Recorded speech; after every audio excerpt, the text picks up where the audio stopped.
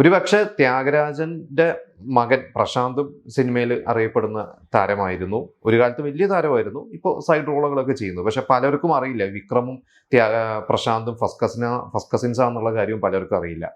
അപ്പോൾ ഈ വിനോദരാജ് അദ്ദേഹം 2017 മരിച്ചത്. പക്ഷെ അദ്ദേഹം മകന്റെ ഒരു സ്റ്റാർഡം ഒക്കെ കണ്ട്, അതായത് മകൻ ചെറിയ വേഷങ്ങളിലൂടെയൊക്കെ വന്ന്, നമുക്കറിയാം വിക്രം MBA പഠിക്കുന്ന സമയത്ത് മോഡലിംഗ് ഒക്കെ ചെയ്തു തുടങ്ങിയ സമയത്ത് ഒരു വലിയൊരു ആക്സിഡന്റ് പറ്റിയിട്ട് കാല് വരെ മുറിച്ച് കളയേണ്ടി വരും എന്ന് ഡോക്ടേഴ്സ് പറഞ്ഞു. ഇനി ഒരിക്കലും എഴുന്നേറ്റ് നടക്കാൻ പറ്റില്ല എന്ന് ഡോക്ടേഴ്സ് പറഞ്ഞ് എഴുതി തള്ളിയ ഒരു വ്യക്തിയാണ് വിക്രം. പക്ഷെ എത്രയോ വർഷം അദ്ദേഹം ബെഡിൽ തന്നെയായിരുന്നു. എന്നിട്ട് പയ്യെ കഷ്ടപ്പെട്ട് വീണ്ടും കഷ്ടപ്പെട്ടിട്ട് തന്നെയാണ് വിക്രം കയറി വന്നത്. നമുക്കറിയാം തമിഴിൽ ഒരു 3-4 സിനിമകൾ. വിക്രമിന്റെ തുടക്കം 90-ലാണ് ആദ്യമായിട്ട് ഒരു സിനിമയിൽ ഹീറോ ആയിട്ട് അഭിനയിക്കണേ.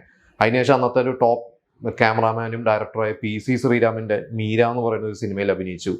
ഇളയരാജയായിരുന്നു അതിൻ്റെയൊക്കെ മ്യൂസിക്. പക്ഷെ ആ സിനിമയിലൊന്നും സക്സസ്ഫുൾ ആവാതെ മലയാളത്തിൽ വന്ന് ധ്രുവം, സൈന്യം പോലത്തെ സിനിമകളൊക്കെ അഭിനയിച്ച് വന്ന് ഇതിനിടയ്ക്ക് വിക്രം കല്യാണം കഴിച്ചു.